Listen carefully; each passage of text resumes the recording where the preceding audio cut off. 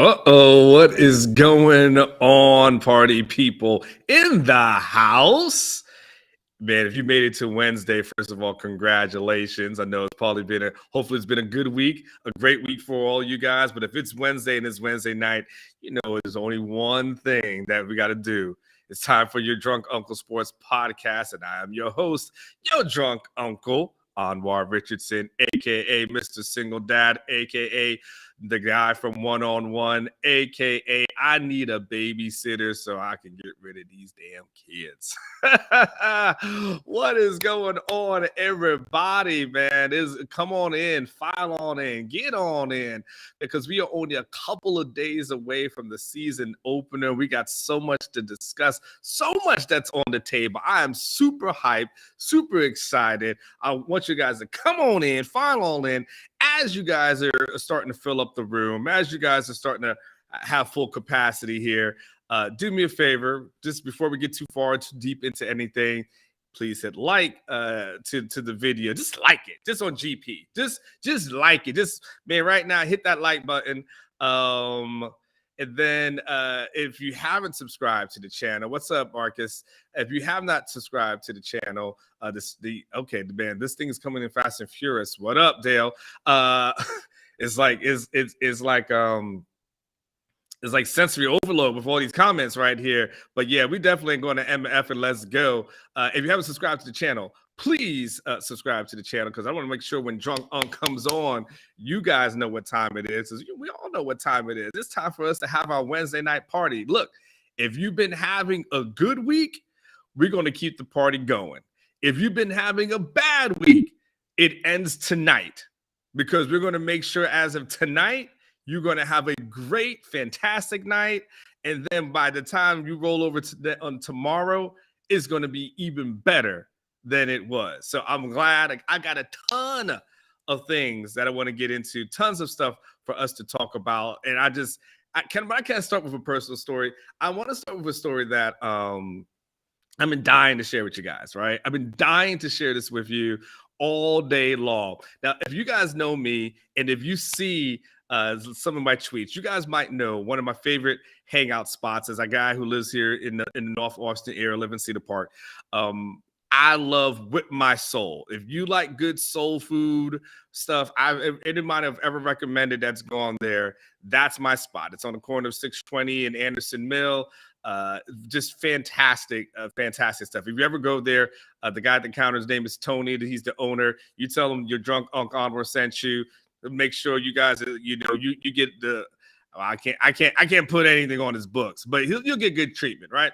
So anyway, I go into my spot today. It's Wednesday. I'm gonna go have some lunch. It was a late lunch, and I started to go into my spot. And I like Tony. He's a good dude. So I had something that I wanted to give to him.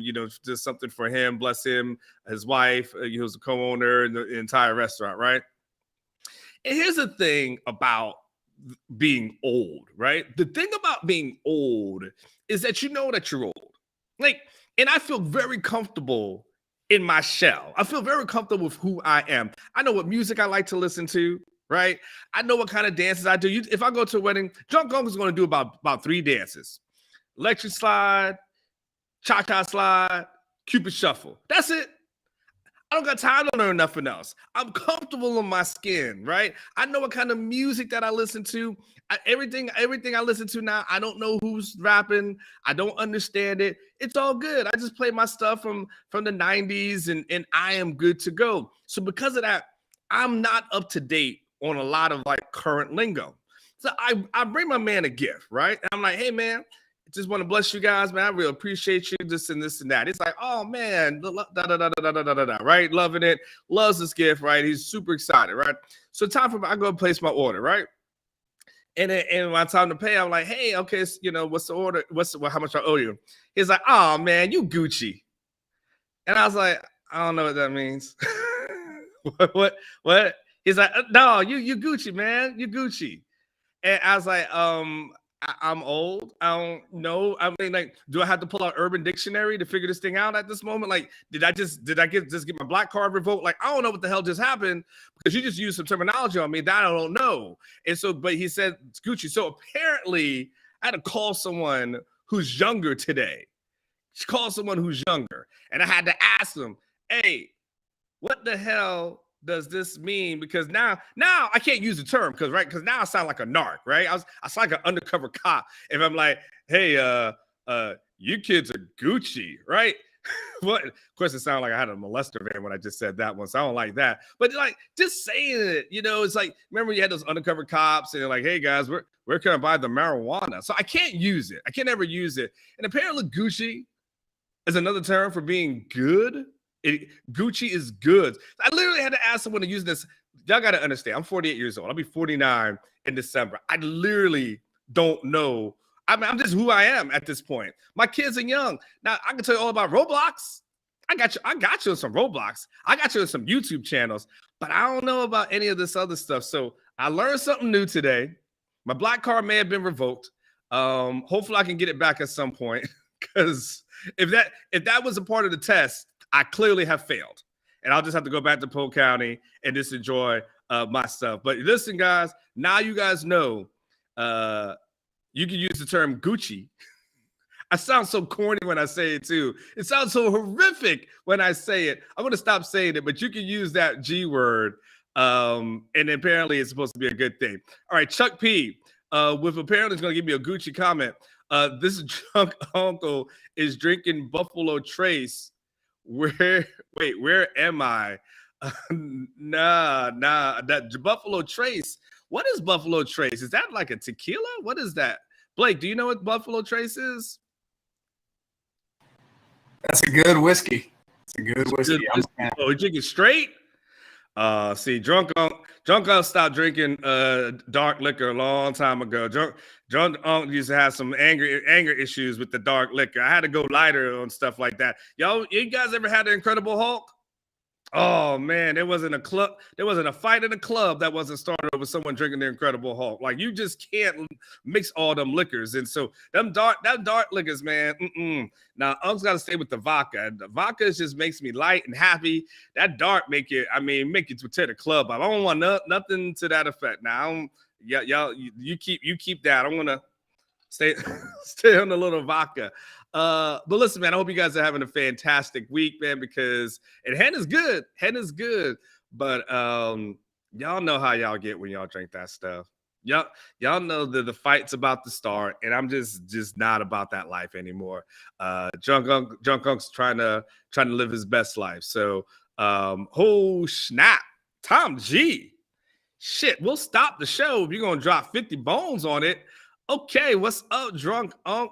What's your thoughts on Texas joining the SEC in 24 now?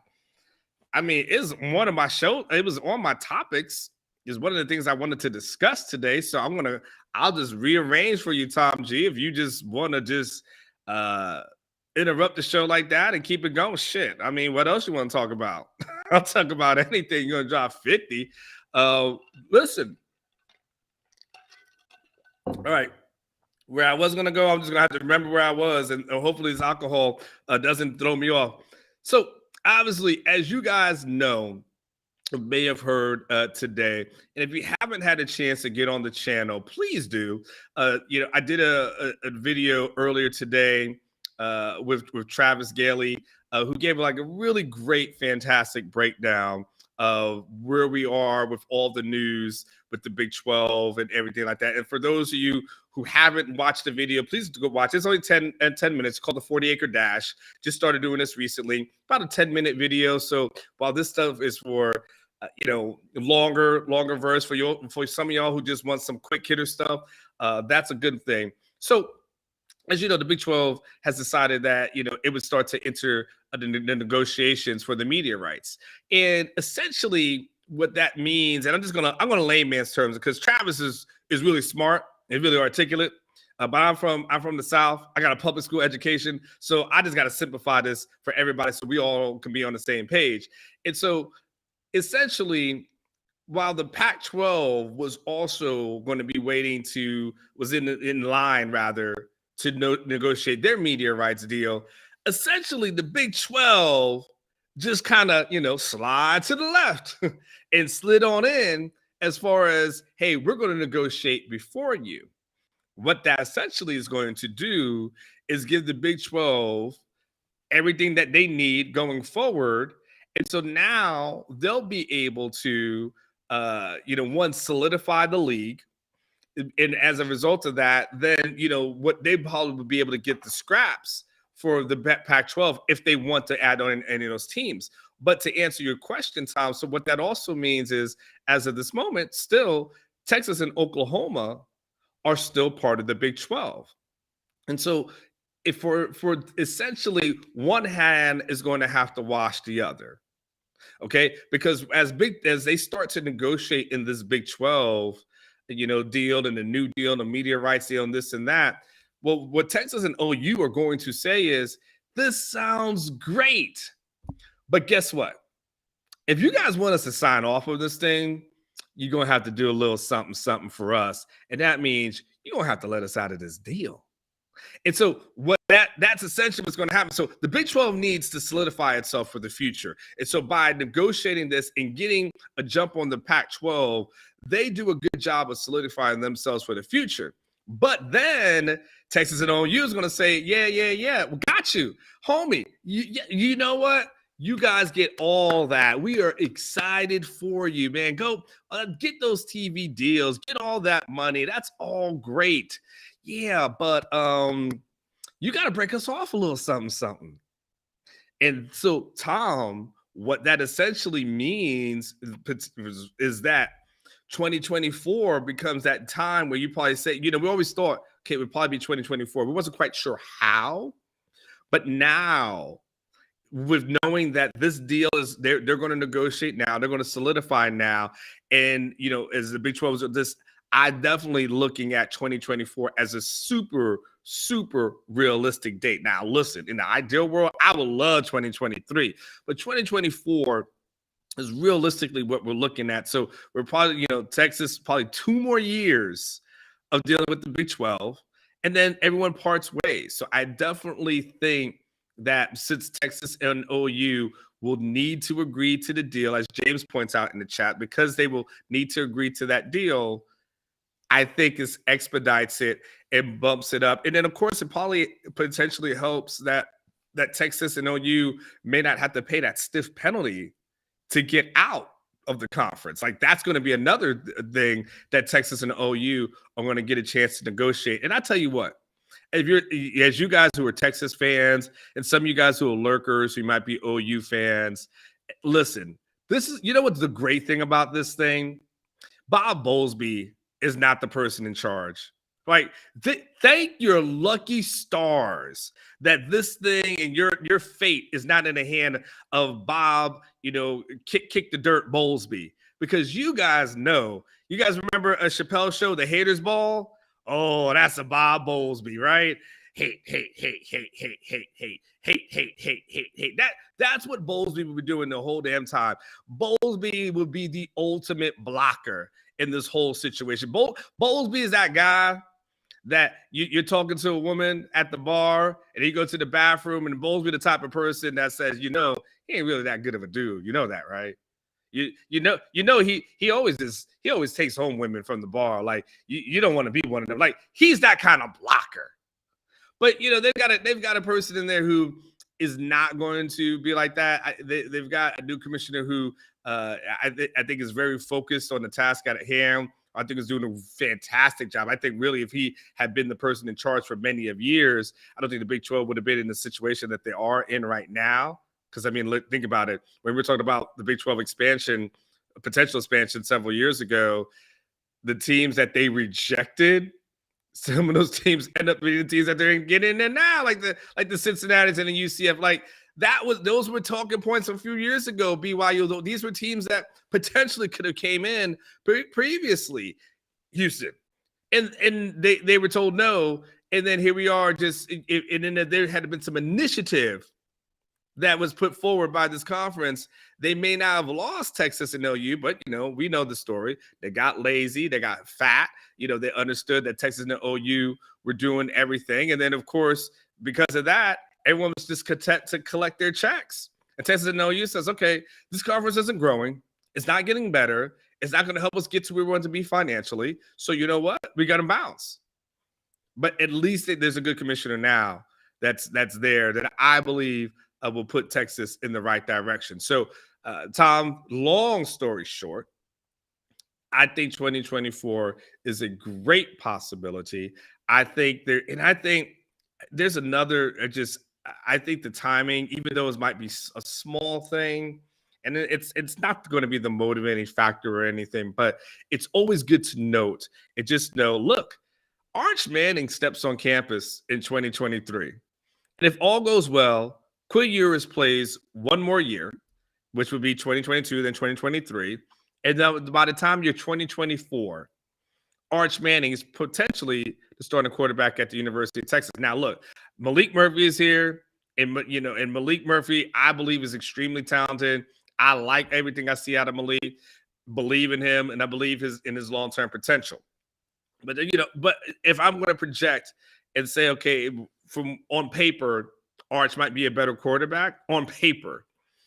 Heading into 2024, what does that mean? That means if you're ESPN, you talk about making some money.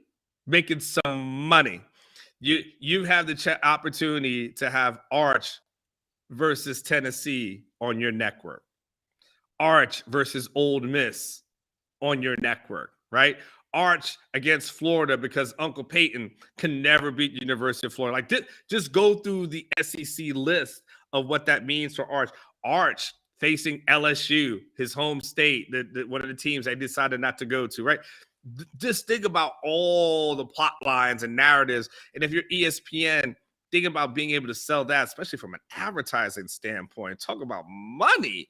So again, we'll see what happens. 2024, that's a long time away, but I'm just talking about from a potential revenue standpoint. That's going to be good for business for everyone that's involved in that. So, Tom, I hope you got your $50 worth because I feel like I hope I gave you a good answer to that question because, listen, I'm ready. I went to the SEC Media Days, as you guys may know, from back in, was it July? It was right after Big 12 Media Days. And it was different. It just was different. It felt different. I know what the SEC motto is, and I'm not going to go, to the "it just means more" kind of thing. But it just felt different. It felt like this is where Texas needed to be. So much love that was being displayed for the University of Texas there. There was such a huge talking point throughout the entire conference. And so many people, I went on lots of radio shows, there's a couple of podcasts, a couple of things, and everyone wanted to talk about Texas. So it's gonna be great. This could definitely mean then for you guys, Texas fans, who might shed a tear. You guys know my stories. This might be your last Lubbock visit. I know. So sad. But no, when you think about the season, if they go, if 2024 is the date, then think about all the road games that Texas is going to have this year. Probably the last time you guys go to those games ever. Probably the last time you go to an Oklahoma State or Kansas State or Kansas. Not enough of you guys go to Kansas, though, because I've been to Kansas a bunch of times. You guys don't go to Kansas. You guys go to Kansas State. You guys don't go to Kansas. I'm trying to think what the other road games are. Those ones stand out in mind. This is going to be the last time that most of these trips happen. So when you guys get a chance to enjoy your farewell tour, like Serena. Super chat from someone who's super anonymous. Like, I don't even know what this A623. I'm not even quite sure what kind of witness protection program that you're in, that you can't give me some sort of name. But A62, thank you. I'm the man. Thank you. Appreciate it. Do you think Ewers is going to ball out this year? You got to. What does ball out mean to you? If you told me ball out as far as being the best quarterback in the Big 12, I'm gonna be a little hesitant on that one. Like, I'm gonna get into this a little bit later as far as his need to grow and develop. But I think he can have a really good season. Like, absolutely. I definitely think there's enough weapons that are there. But I also think there's going to be some growing pains too. And we'll talk about that soon. But at the end of the day, I don't think we're going to look at this thing when we have these shows in December and talk about, man, Quinn sucked. Like I don't expect nothing to that effect. I expect Quinn to be pretty good.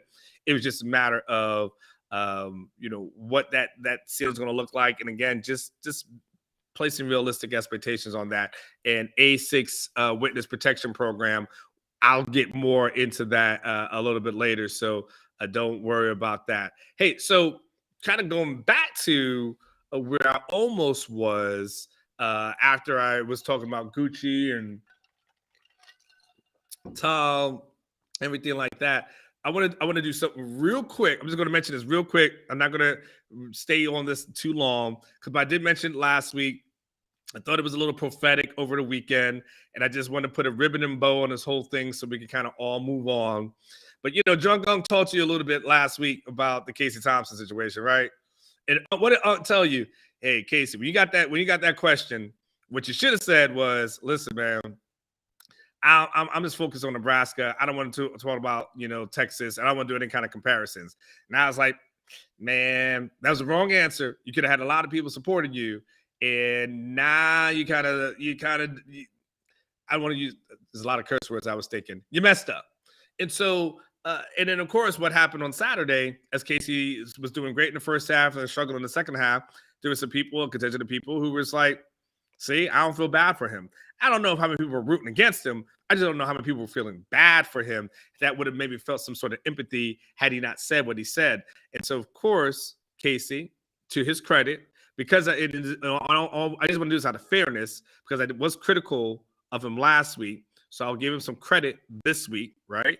The credit for this week is, hey, at least when he had his press conference, he said, you know what? I don't want to talk about Texas anymore. Don't ask me any questions about them. I got plenty of text messages from folks. And then he went on to praise the lot of guys that are on the team, AKA a lot of people was like, yo, Casey, for real, dude, that's how you feel?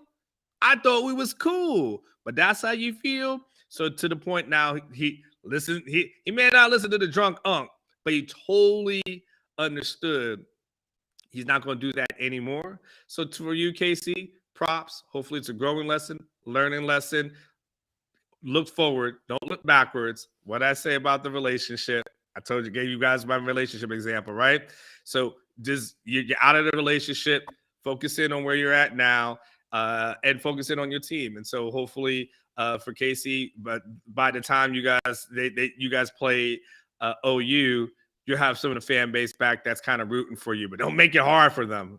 Don't make it hard for them, Casey. Don't make them try to choose between a rock and a hard place. Come on, Case. Don't do that.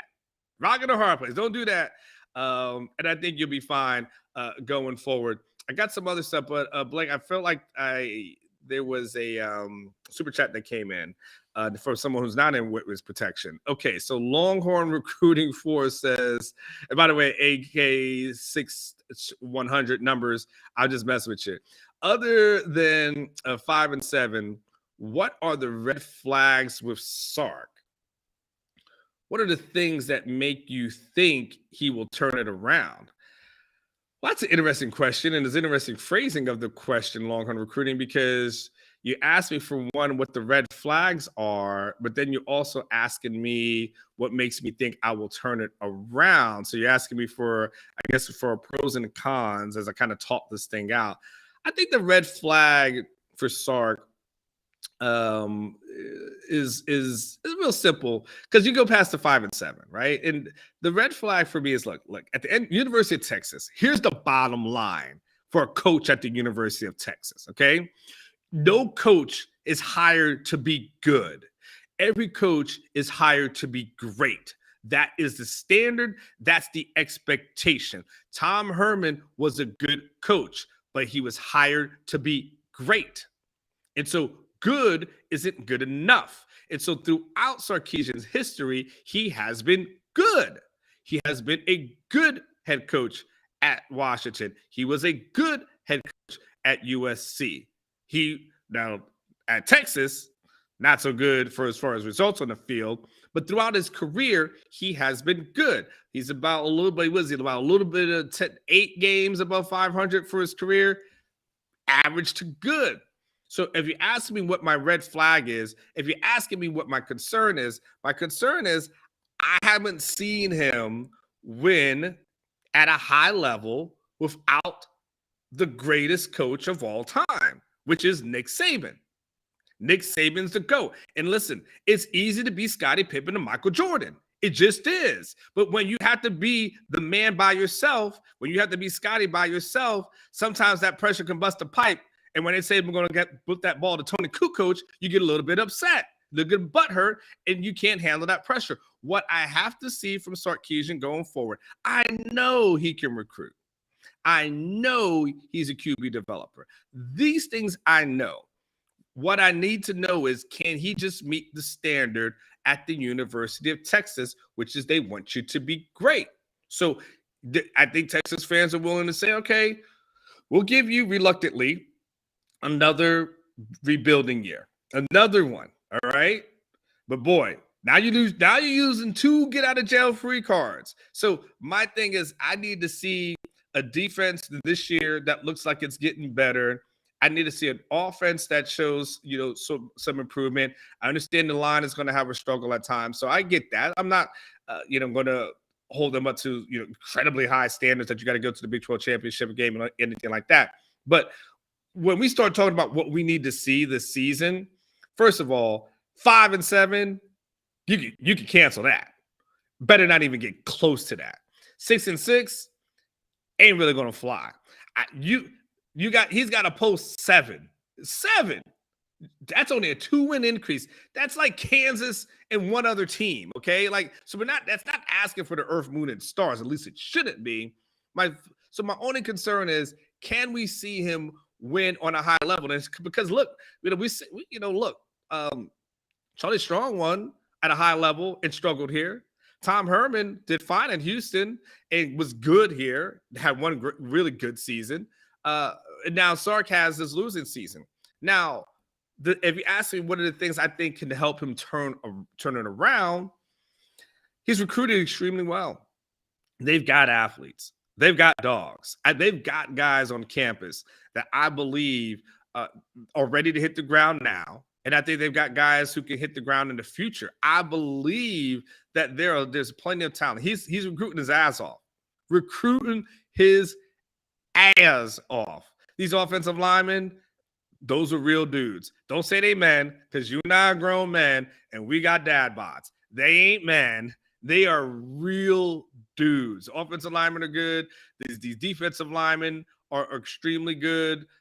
They've got talent, across the board. They just got to coach it up. So if you ask me what I think I'd help it turn around, I think that'll help it turn around. I think Gary Patterson's influence could potentially help this thing, turn around. I think they're a second year in the system for a lot of these guys, a little more familiarity with the program. I believe that can help it turn around. So I definitely think there's some components that are on the table.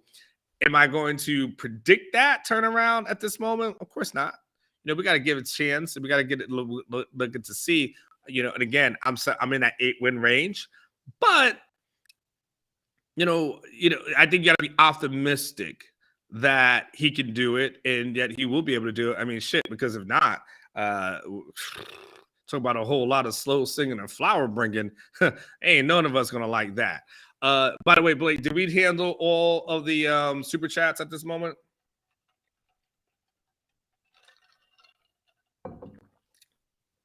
That was a silent yes and a little bit of an awkward pause, but nonetheless, Blake, we did handle that. So got the super chats that were handled. I want to do some Longhorn, some housekeeping stuff as well. We did talk about the there was one more thing I wanted to mention to you guys too. Did you guys see the story? Dennis Dodd just broke every damn story today. Like in college football, Dennis Dodd just talked to whatever his main sources were today, and pretty much was like, "Yo, I'm just gonna break all the news. Like, I don't give a damn." I'm like, "All right, Dennis, just go ahead and put it on the table." Dennis Dodd had something too that I thought was interesting. There's going to be a vote to expand the college football playoffs to 12 that can happen as early as Friday, and if approved, we could see 12 teams in the CFP by 2024. 2024, that is. It's kind of coincidence. Because isn't that when Texas and OU potentially can go into the SEC? But we don't believe in coincidences, do we? Right? We don't really believe in coincidences. Things sometimes happen, but things aren't always coincidence. So that's another thing. That's just a small little note before we get too far into it. But it is interesting that the SEC could potentially solidify itself and have Texas and OU as potentials as we get into the 24 season. Like, you see what I'm saying? Like, nah, there's something to that one. But yeah, it'll be really interesting to see what that formula looks like, what was going to, happen, what will happen with that. It's gonna be fascinating to see, those many teams in, because look, you and I all know that when we start talking about, especially a 12-team playoff, let's just keep it real. SEC is going to get a lot of those teams in, right? I mean, come on, right? I mean, we just know what that looks like. We know what it's going to be.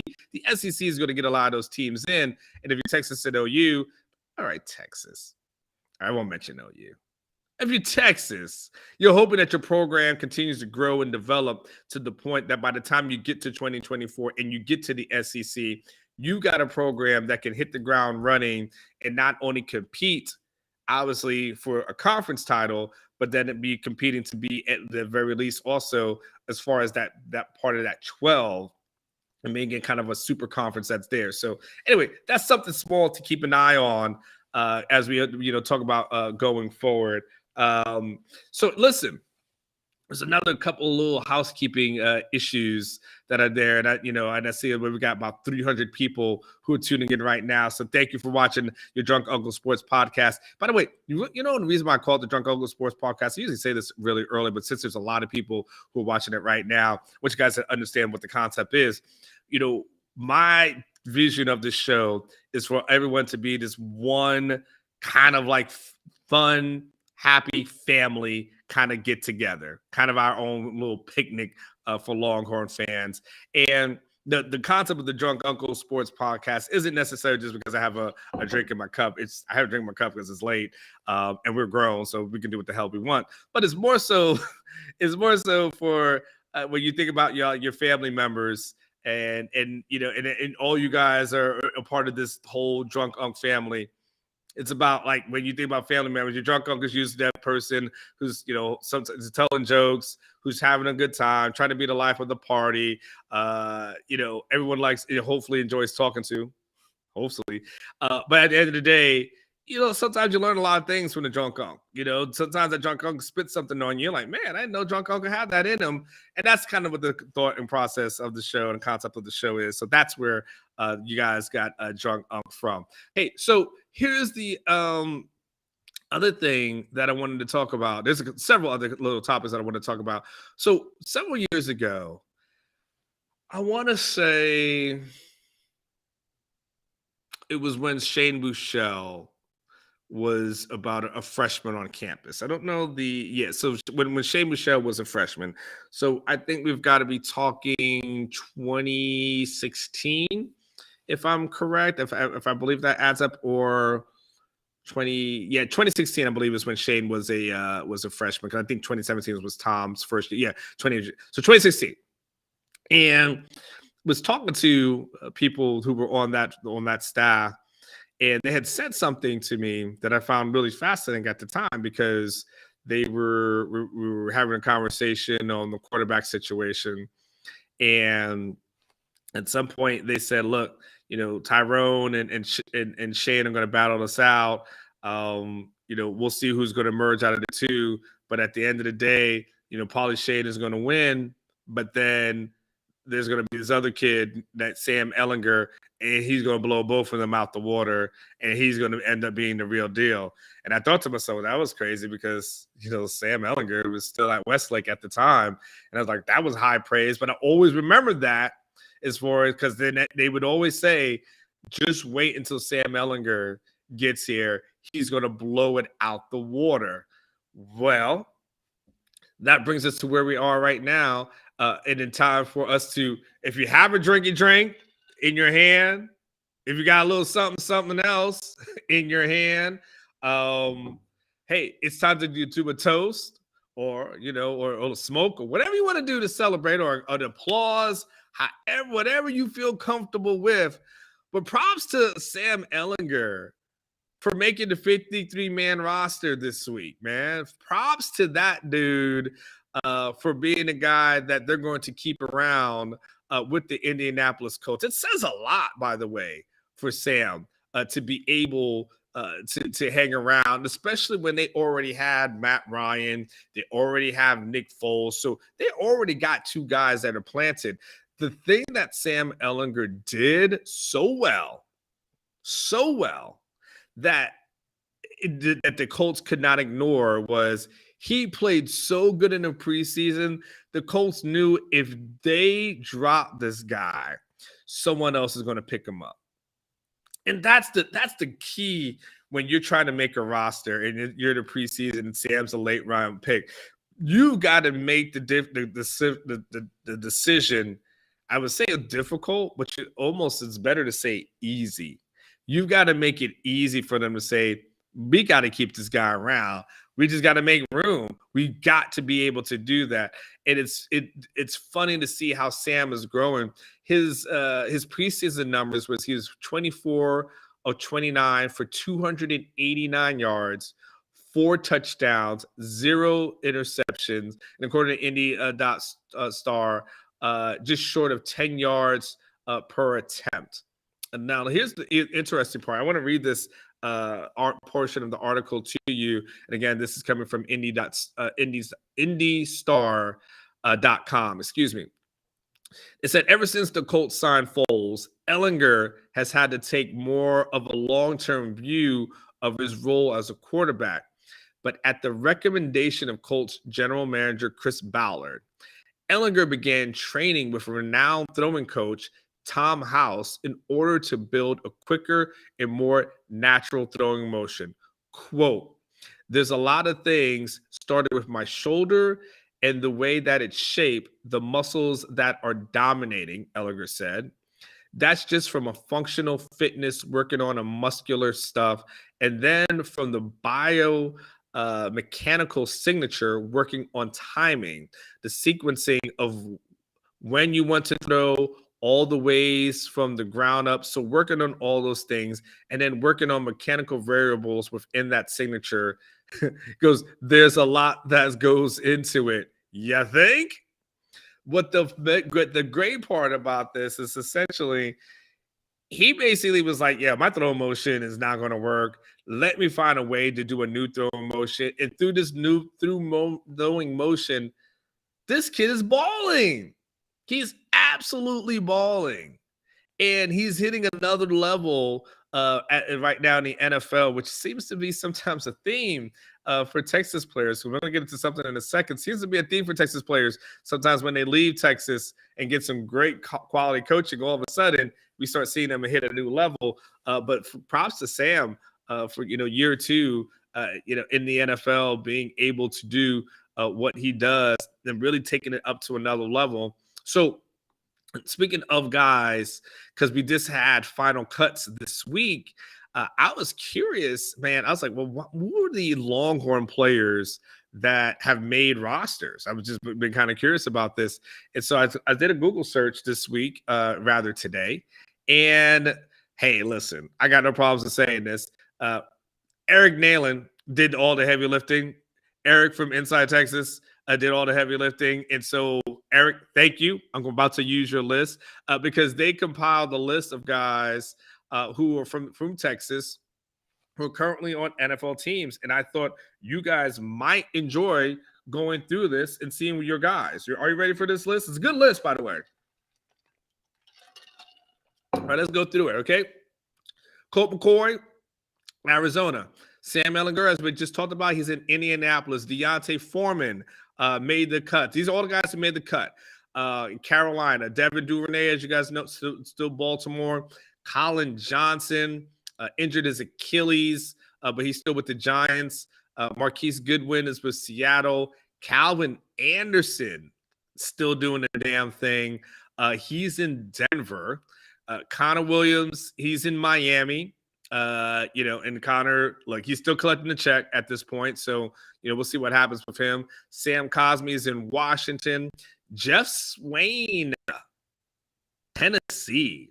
My man, Andrew Beck. You guys, I don't know if you guys remember, but Ketch and I used to have, people are correcting me on how to say his last name. I'm sorry. I just know him as Eric, but you got, give me credit for at least trying to give the man credit at this point. All right. I apologize to the Naileen fans out there who are correcting me on how to say the man's last name. At least give me Joe Cook. Joe Cook would have been easier to say. And I see Joe all the time, and I like him. Not to say I don't like Naileen, but I see Joe all the time. I like him. He's a really good dude. I used to battle with Ketch about Andrew Beck and if he thought it was going to be a good time. And I stood on the table for Andrew Beck, and Ketch was not feeling it. And Andrew Beck still on an NFL team. Like Andrew Beck telling Jeff Ketchman, take that. Charles Omenihu's in San Francisco. Taquan Graham is in Atlanta. Joseph Osai, Cincinnati. Puna Ford still collecting a check. Seattle. Hassan Ridgeway is in San Francisco. That's kind of cool with Omenihu. Malcolm Roach is in New Orleans. Jordan Hicks still in Minnesota. Chris Boyd in Minnesota. Adrian Phillips, who still counts as New England. Brandon Jones, Miami. PJ Locke, Denver. Caden Stearns, Denver. Deshaun Elliott is in Detroit. That's interesting. I haven't watched the latest episode of Hard Knocks, so I got to check it out and see if Deshaun is on there. If he is, don't spoil it for me. How about this? I'll never do two more. Quandre Diggs, of course, is still doing his thing out in Seattle.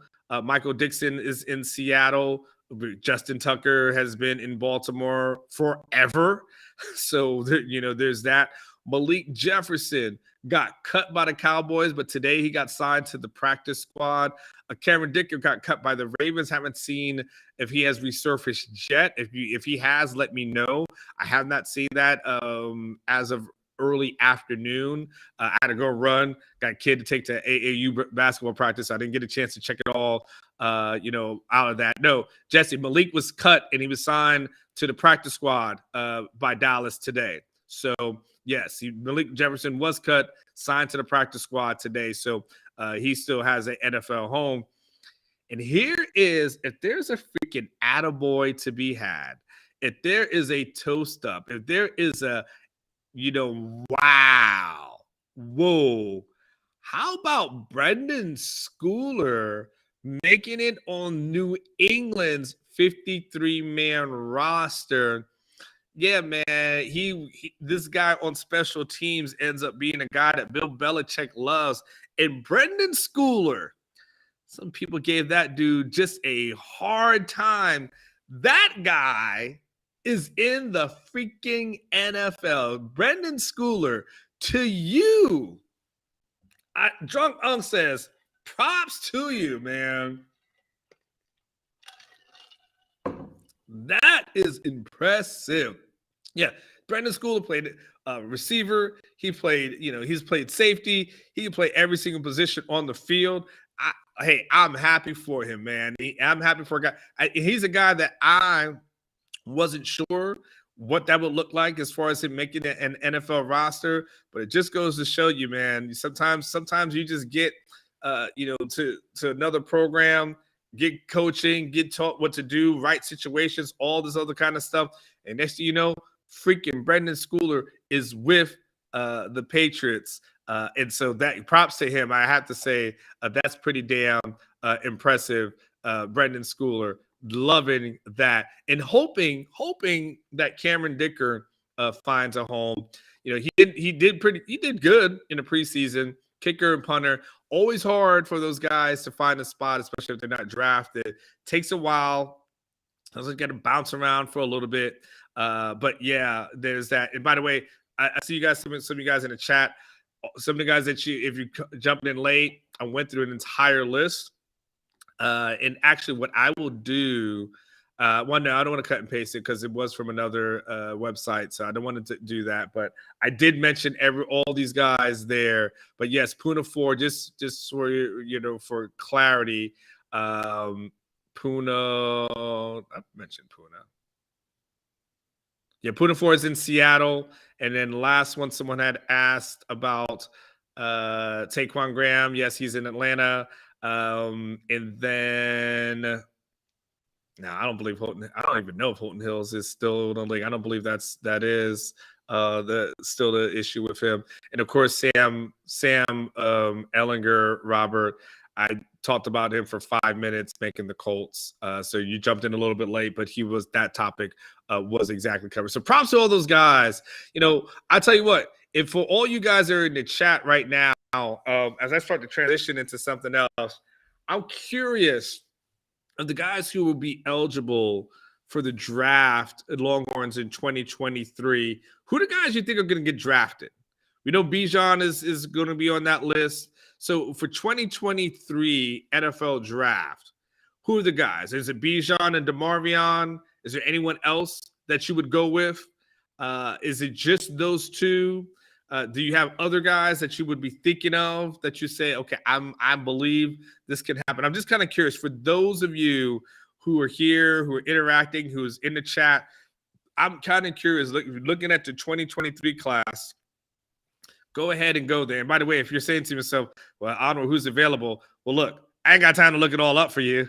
Just go Google on the other side and then tell me what you think guys are going to get drafted. I hear Jay Witt as a, potentially Anthony Cook as a possibility. I want to know what are some of these guys that you're looking at that we're going to be talking about next year, and adding to that list of guys, and why. So yeah, Roshan, that's definitely a good one. I definitely like Roshan at that. Deshaun Jameson, I wish he was playing more on special teams here at Texas, because to me that's his ticket.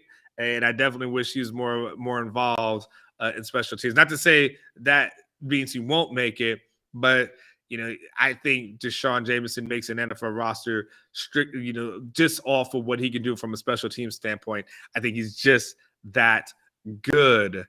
So as you guys go ahead and do that, and someone look up for me because I can't find it. And Blake, can you do it for me as I kind of think about transitioning? Did Shane Buechele make the Chiefs roster? He did. Can you look that up for me? I just want to make sure. I don't know. I didn't check on Shane Buechele. I'm pretty sure he did.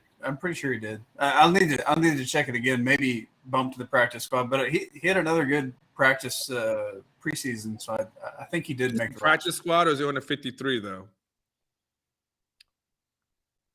Yeah, that's what I need you to check. I'm just curious.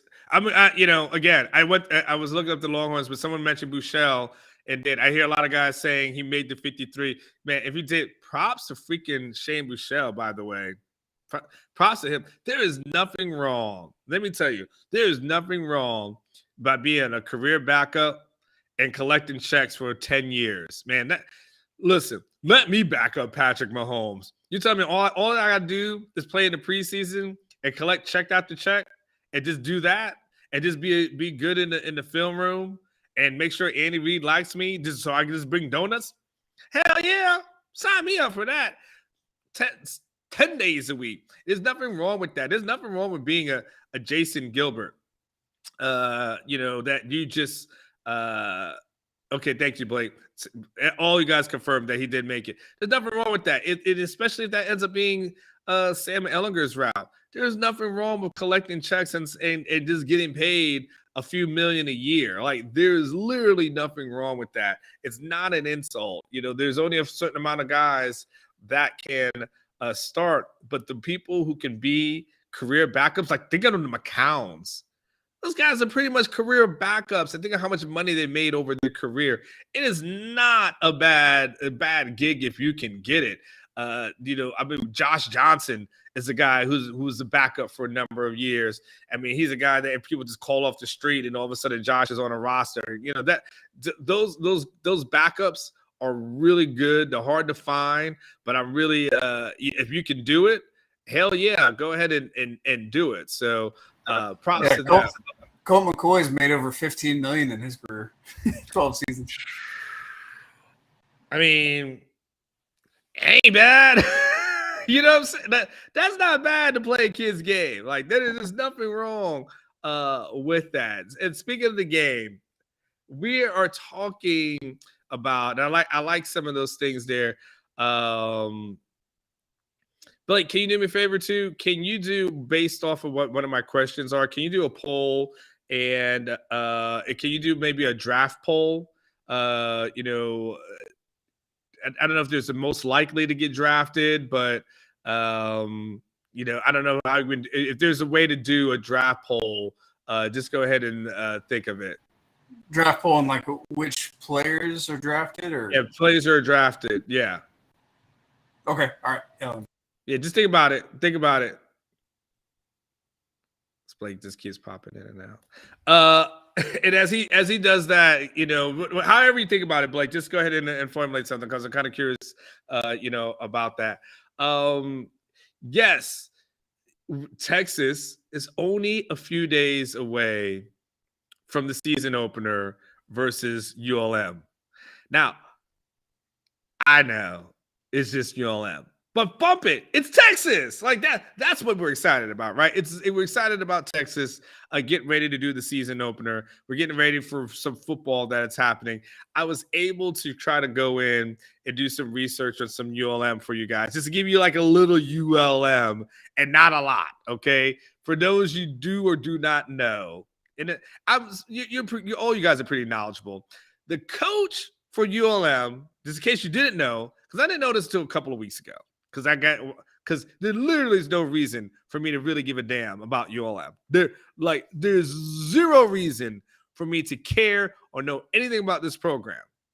But of course, they're playing Texas, so there had to be a couple of reasons.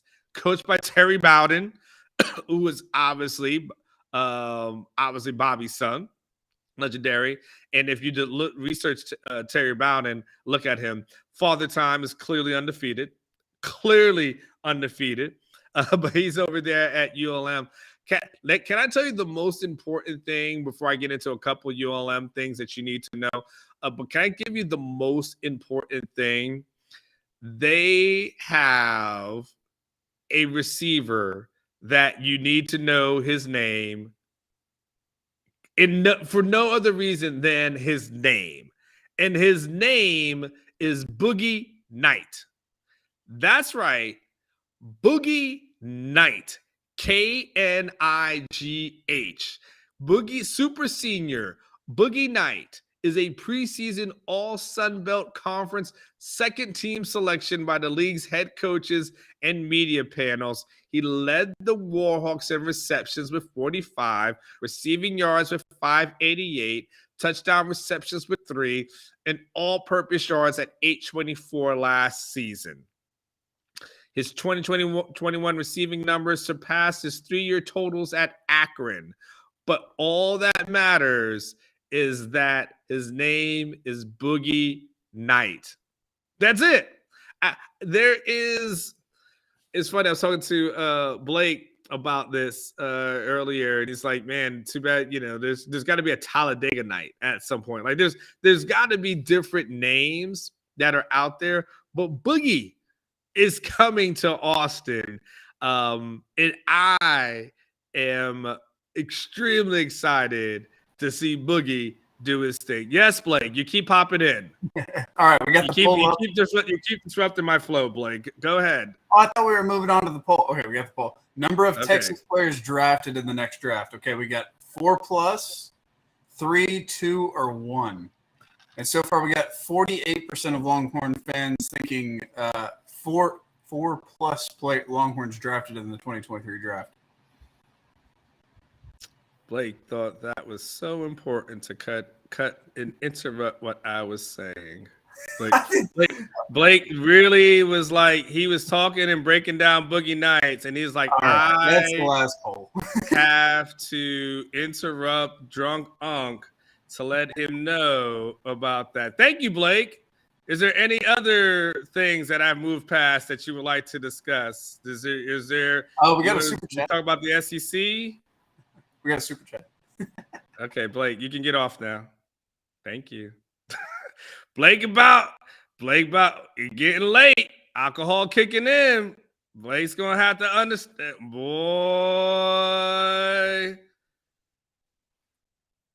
I don't need no more polls. It's not the polls. You just can't interrupt my thoughts. That's my thing. You gotta wait. You gotta wait till a pause happens.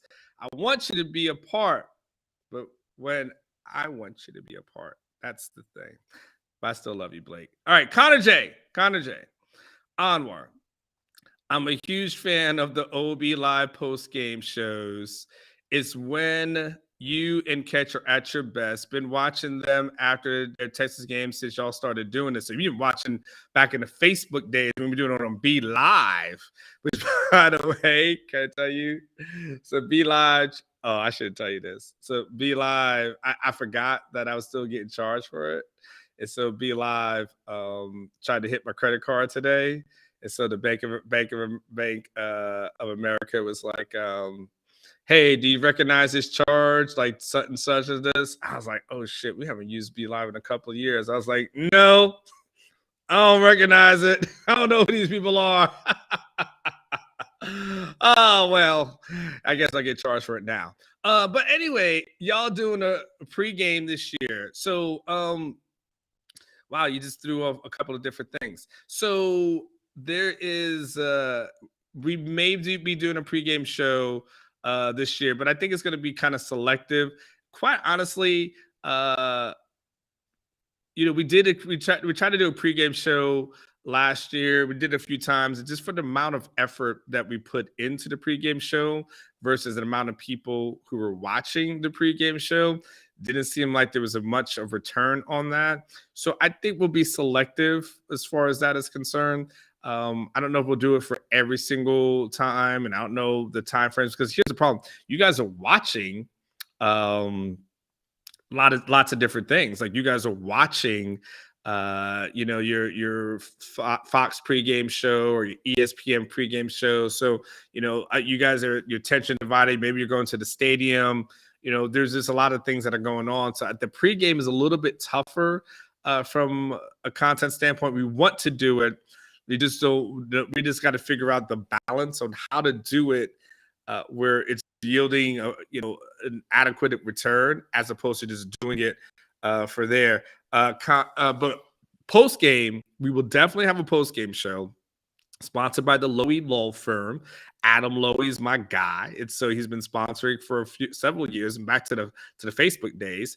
And so Adam is our guy. He will be he'll be doing that one, and so we will be doing a post-game show starting this Saturday. We'll definitely be doing that, and then pregame Connor J for Al. Yes, we'll definitely do a pregame for Bama and probably OU. Probably at least the heavy hitter games. But will you guys be around for a pregame versus UTSA? I don't know. Maybe potentially. I don't know. It all depends. We just got to play it by ear. And give the people what they want. Like we did player interviews, and we loved that. We loved the player interviews, and then at some point you guys didn't watch them, and so because we stopped doing player interviews. So that's kind of like the deal. But we definitely will be doing all of that as well. So thank you, Connor, for asking. We definitely will be doing that. So yes, Boogie Night was there, Talladega Night as well. Here's the only couple other little things that you guys kind of need to know as relates to ULM. Small notes, because this is not a game that any expert expects to be there. But this is something, because I know you guys are from around the state of Texas, so I want to just give you this stat here for fun. And maybe there's some guys in your hometown that you may know, or somebody from your hometown that you can keep an eye on. Okay, so ULM's 2022 roster, they say it features 29 players from the state of Texas, including 4 projected starters on offense and 6 on defense. Okay, so here are the guys for the state of Texas. And maybe and listen, if your hometown or school is mentioned, say it in the chat. I need to know who you're repping from ULM. Okay, you got don't run from it. Say, oh yeah, that guy's from either my hometown or went to my high school. Okay, quarterback Chandler Rogers from Mansfield, went to Lake Ridge High. Running back Andrew Hall went to Allen. Receiver Zach Jackson went to Lake Ridge out there in Grand Prairie. Listen, I'm telling what's in parentheses. If it's wrong, don't get mad at me. I'm repeating what's given to me, okay? Newman Smith in a place called Anna. Does that sound correct? A-N-A?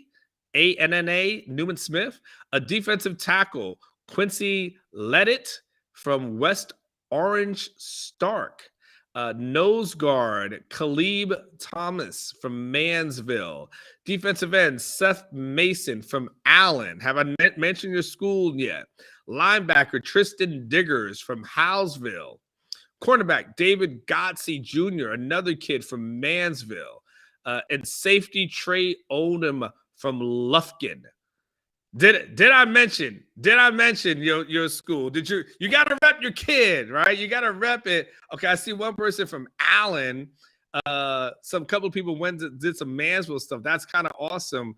Listen, look like they really must have hit Mansville, like begging guys to go. Doesn't everyone from Mansville get a scholarship? Isn't that like kind of the deal of going to Mansville? Like if you go to Mansville, it's kind of an automatic that you get one.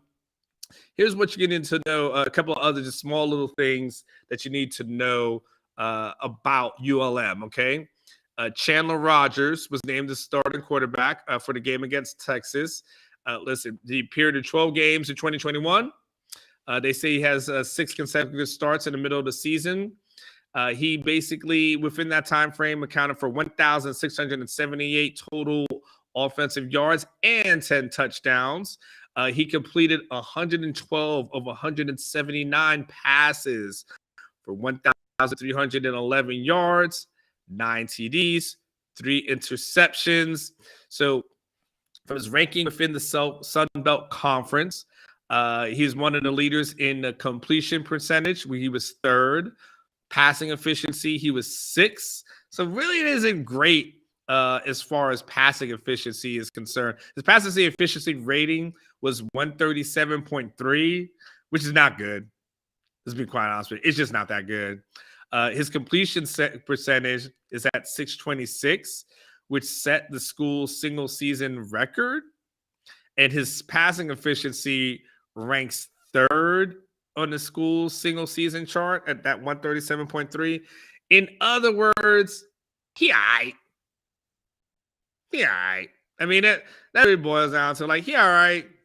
He's okay, but this is not the game that you're expecting any kind of magic from. Like, there's nothing there that you say, oh, he's about to make it rain. Like, he's about to do some zip line passes and DKR inside. That's not going to happen. He's an okay passer, but that's just kind of little things that you need. I want to give you just a couple of little nuggets. Another thing to know for just so you guys know, as we start to get into this, I was kind of talking to some people this week.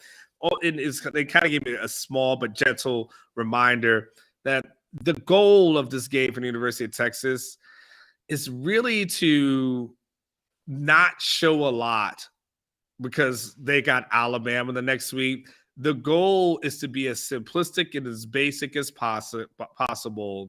So when Alabama comes around next week, they can show them things that they haven't seen before. So you may not see a lot of exotic, play calling. You may not see a lot of exotic things on offense or defense. That you just remember that going into this game, that's the goal. The goal is to just have better athletes, score more points, and then keep it almost as simplistic, if possible, as simplistic as the spring game. That's what I was told. They want to keep it as simplistic as a spring game. I don't know if that's going to be. Hopefully, that's possible for the state of Texas. But they want that. That's going to be the thing. So I started thinking about, and I want you guys in the chat to kind of chime on this. We got probably like another 10 minutes or so before we wrap up. I want you. I'm wondering. Here's my question to you. Okay. When you think about players that you want to watch, I'm thinking about 5 players that I want to watch on Saturday. 5 players that I want to watch on Saturday. I want you to give me your 5. I'm going to start going through mine in the chat. Give me the 5 players that you guys want to watch on Saturday. What are those things? Blake, I want you to start thinking of your 5 as well. I will bring you back in. So Blake, start thinking of your list of 5. I'll let you know when I want you to come in. That's okay. Blake is young. He's okay. Blake is my guy. Blake's gonna learn there are much tougher cookies than me in this industry. Just getting him groomed for there. Give me 5. Okay, let me think of. I'm gonna tell you what my 5 are. I'll tell you. I'll say them. And then I'll kind of go through each one by one, okay? My 5 are Kelvin Banks, of course, Byron Murphy, the second, of course, Jalen Ford, who's been my guy all off season long, and I'm still going to ride with him, Tariq Milton, and I'm going to give you my 5th, but I'll hold off on that, okay? I'll start with Kelvin Banks because that's the obvious. I want to see what he looks like at that left tackle position. I think for Texas to have success this season, they're going to need Kelvin Banks to play at a plus level. If Kelvin Banks can go out and play at a plus level, I think that absolutely helps Texas, not only in this game, but really helps them going forward. Byron Murphy, the second, when I start thinking about this defense, a lot of things from last season are the same. Byron Murphy, the second, is kind of the guy that I think could be the difference maker. He's a guy that I feel like has kind of a high upside. And so I really want to see what he's able to do. I've been able to stand next to Byron Murphy. And that is a large human being. That dude is massive. And so, by the way, and Blake, feel free to put some of the comments on there for the people's top 5 so we can go through them as well. But Byron Murphy is the guy that I'm looking forward to. Jalen Ford, for all the obvious reasons. Tariq Milton, is a guy that I want to see what he does in that spot. Like Tariq Milton is definitely a guy that we got to see what he does in the slot. Again, go ahead and give me some of your 5 here. Blake is saying Ethan, Quinn, Thompson, Banks, and Collins. It's all good stuff right there. The other person that I'm really, really curious about, and I haven't seen anyone say this yet. I am super, super curious about who's going to be kicking. I know you guys you probably keep wondering, why does he keep talking about kickers, man? Why? Because you never know how much you need a kicker until you don't have one. You just never freaking know. And yes, that is the thing for me. If it seemed like Sarkisian was kind of alluding to Bert Auburn being the guy who maybe does kicks, and then Will Stone being the guy that's doing kickoffs, seemed to be what he was alluding to.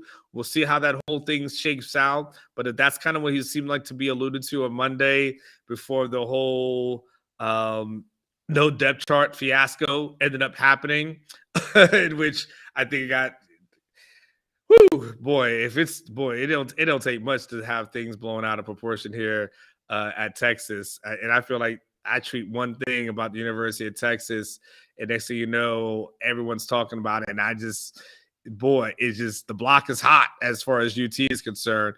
Billy, JT, Brendan Thompson, Alfred Collins, Keelan Robinson, Casey Kane. Yeah, and you know what's interesting, Billy, and a lot of you guys who are commenting, you got to start thinking to yourself, there's only probably a set number of games a lot of these kids are going to play, and this is a game and potentially UTSA where you can look at it and say, okay, Texas should have a substantial lead, and because of that substantial lead, there should be other guys who have an opportunity to play. So that becomes it, really interesting going forward.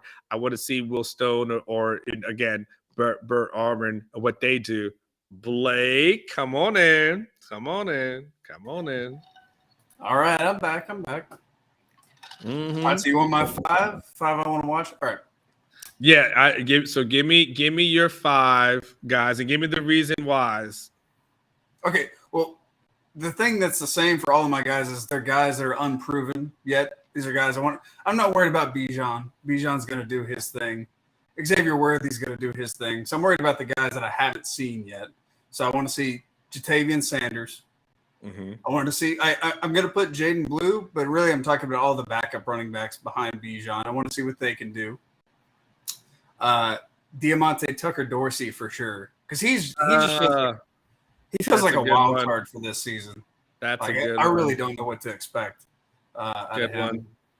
Kelvin Banks for sure. I mean, that offensive, all eyes are going to be on that offensive line this whole first part of the season. Just settle down. Are they going to take care of business? And then I put Quinn Ewers because another just wild card. What are we going to see? We're just going to hope he shows up and he's the dude. Even if he just shows flashes here and there of, okay, this is a guy that could be a superstar. That's what I want to see. If I had to tell you, okay, we're all looking at Quinn, and if I had to say throw in one more guy outside of Quinn, who do you got? Do you have what would be a considered 6? Ethan Burke. I think. Okay. Ethan Burke. Yeah, that's another. Yep. It would be on the defense. So, Jaron Thompson is another interesting one that I'm really looking forward to watching this season too, Robert. But Ethan Burke is one I want to keep an eye on for game 1. Yeah, I'm.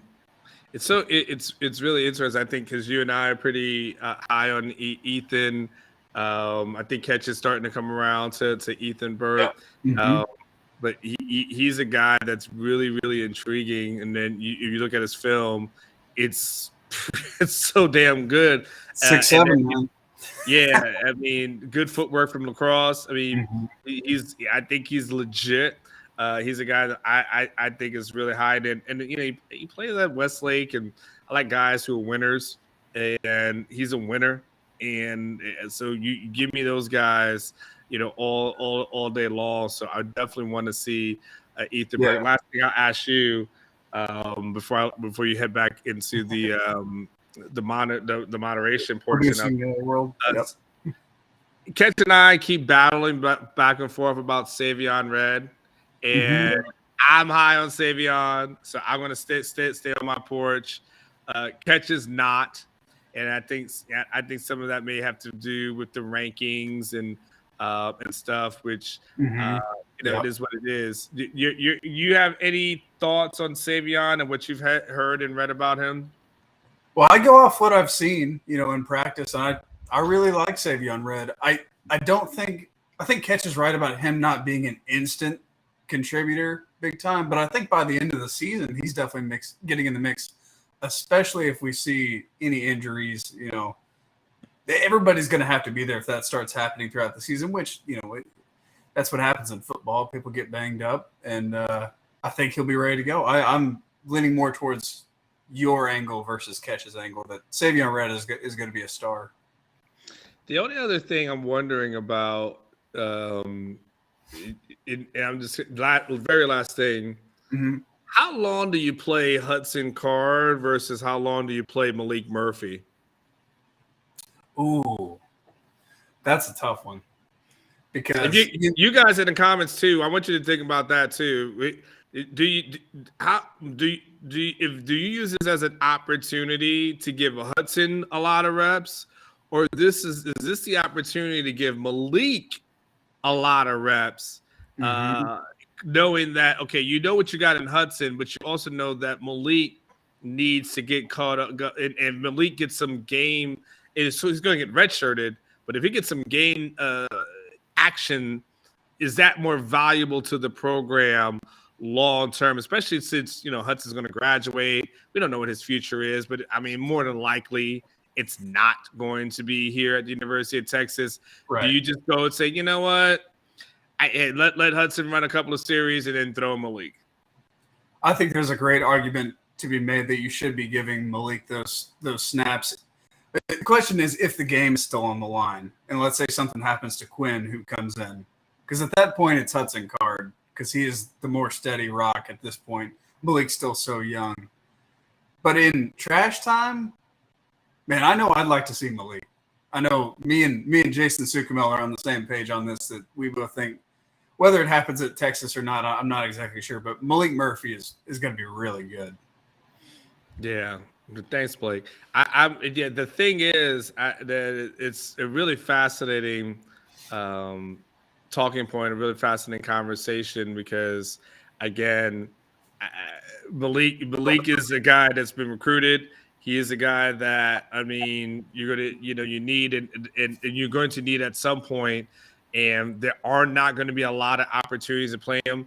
Now, it's fascinating because, at the end of the day, there's an argument to be made that Quinn Ewers needs every single rep that he can get, and you can't just discount it, even if it is a big lead. You probably say, okay, yeah, but there's still some learning for this guy to do because you have Alabama the following week, so you just can't let this kid kick his legs up.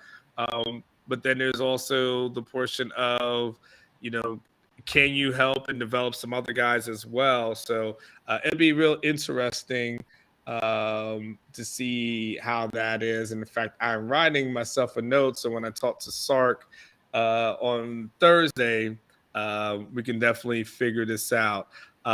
Cool with that. Thanks, Blake. I got one more thing, guys, and I'm going to get out of here. The thing that I think for you guys to be cognizant of, keep an eye on, just know in the back of your mind, one of the things I've heard a lot about this week has been about Quinn Ewers and his demeanor.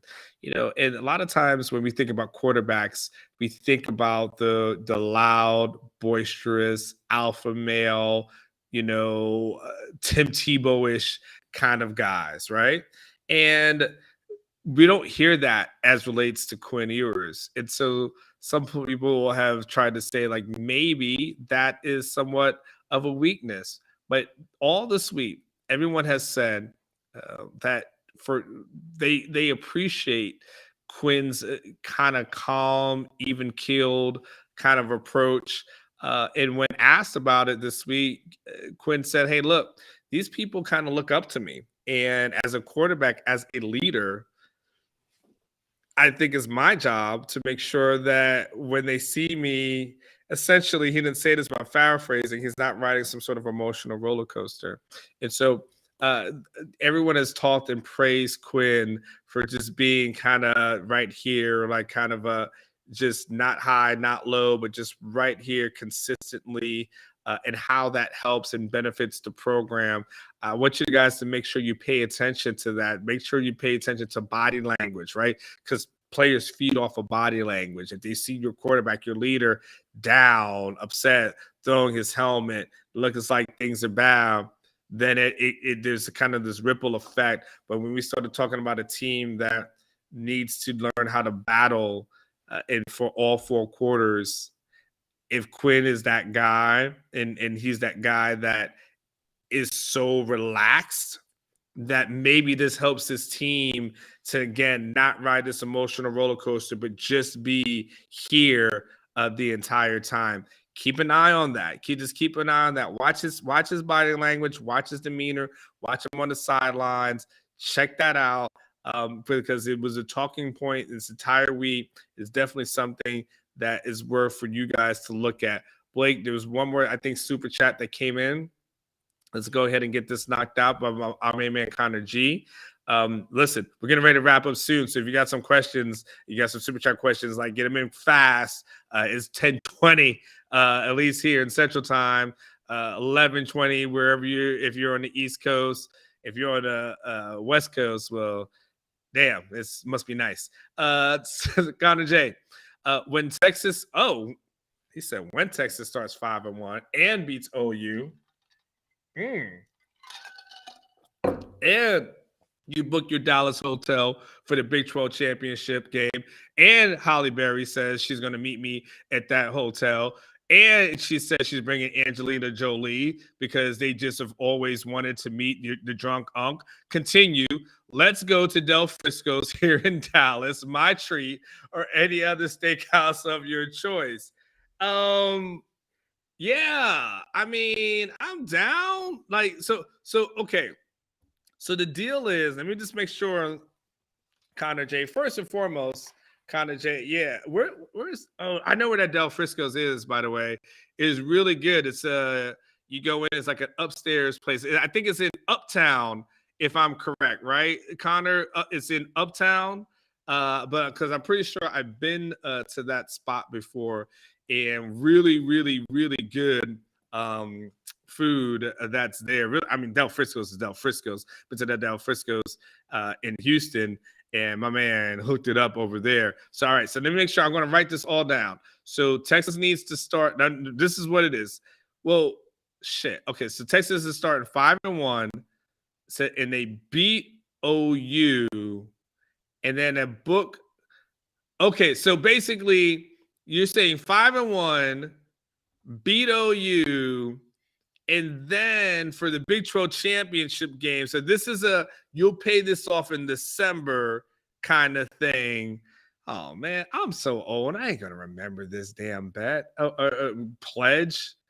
All right, someone's gonna remind me of this. There's a lot of contingencies. Why couldn't you just make it the Big 12 championship game? Why do all these other things have to happen? Why they gotta go 5-1, beat OU? Now I gotta book my Dallas hotel. Like, okay, Blake said he took a screenshot. Okay, that being said, okay, man. Okay. I don't know what. Okay, yes, we're down. I'm down. Connor, if Texas makes it the big, all this happens and Texas makes it the Big 12 game, yes, drunk we'll party all night long. That will definitely freaking happen. I will definitely do that. I'm down. Make sure at that point you email me. Write down my email. It's real easy. Anwar@orangebloods.com. Anwar@orangebloods.com. Hit me up on that. And yes, I'll be down. I'll drop the kids off at my baby mama house. I gotta buy her some wine this week. I gotta keep buying her some wine. If I buy her some wine, she'll be all right. We just gotta keep buying her, feeding her some wine, and she keep watching my kids. She's really good because she watches the son that we had together and the son I had together with my another person. So God bless her for everything that she does. There was a comment though. I know, Billy. I know you had your super chat. Hold on one second, Billy. There was another one that I saw, and I just had to get to this one real quick from Hervin Antonio. You told me Texas can beat Alabama. Hervin, I need you to explain how and why you see that as possible. Now, look, Hervin may hit the lotto numbers, but Hervin just put that out there. And so, yeah, I just had to go and just go there. And so, Billy, Drunk Unk, you're sitting with us or up in the box. Of course, Billy, I gotta sit in the press box, man. I need my laptop. I can't sit out there amongst the people. I was invited to a tailgate from MB Horn on Orange Bloods. They have a tailgate out in front of San Jacinto.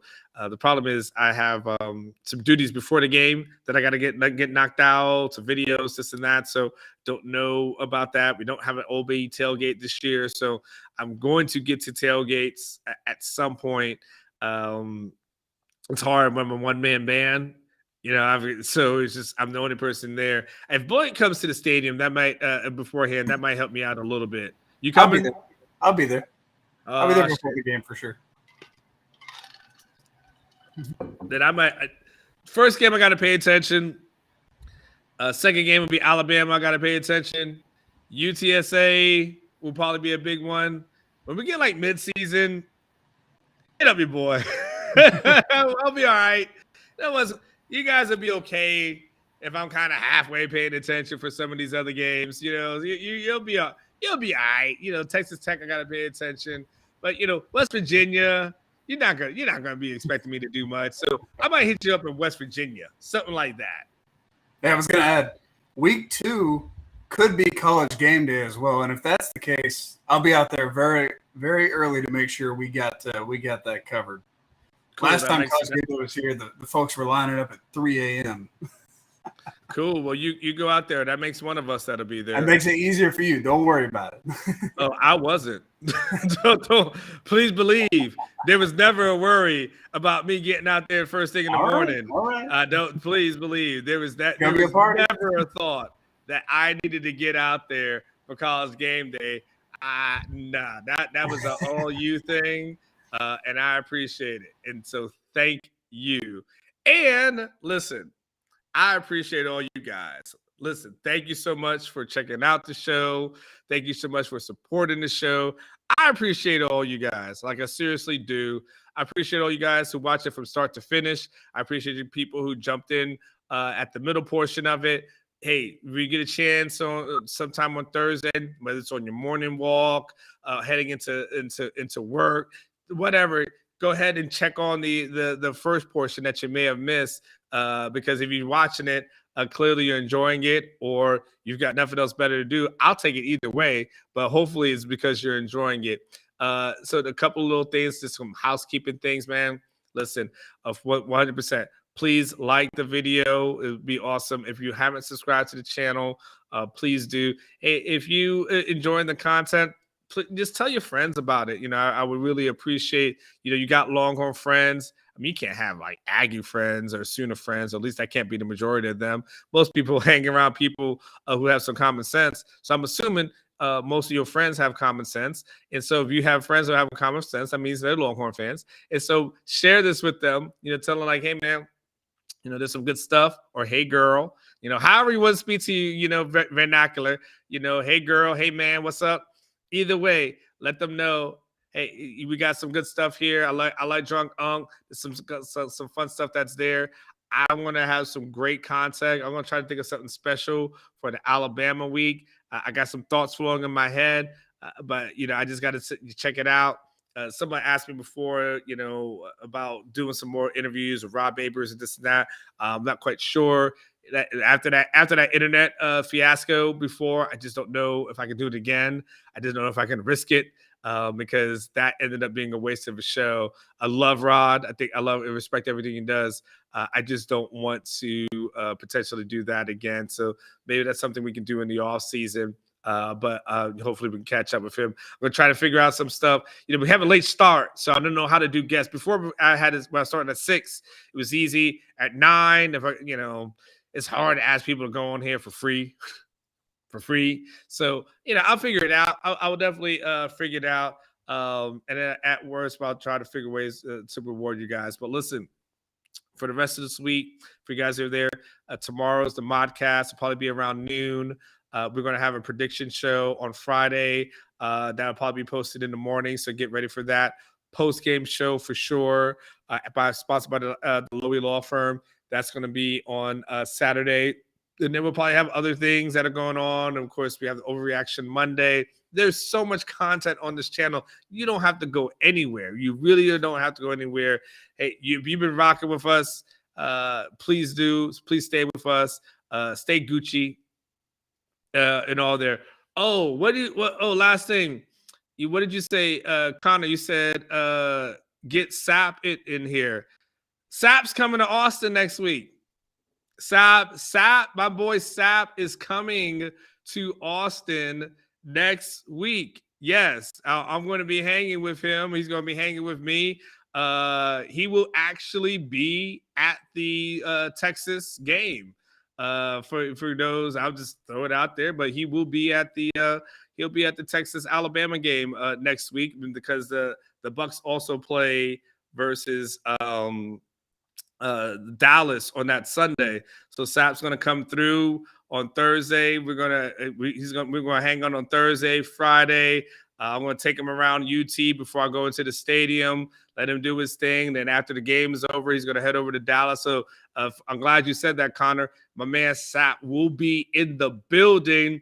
And hey, listen, you got some stuff you want to hook me up or hang out with my man, go ahead and email me, Anwar@orangebuzz.com. I'll take all freebies for my out-of-town guest, a.k.a. Big Bro. So listen, on that note, you guys have a fantastic night. Have a fantastic week. This is your Wednesday. It was Drunk Unk. I hope it was everything that you hoped for, everything that you needed. Let's go. We got ULM this upcoming weekend. Once Texas gets past them, we got a lot to discuss when Alabama week happens. Until then, man, football is back, baby. I'm so freaking hyped. Woo! This is so good to talk about because, in the morning I got to wake up and make chicken nuggets and slice up apples for these kids. So this was a really good adult conversation for me to have. But until next week, it's your main man, Anwar Richardson, your drunk uncle. Until we talk again, you guys be safe. God bless. I'll talk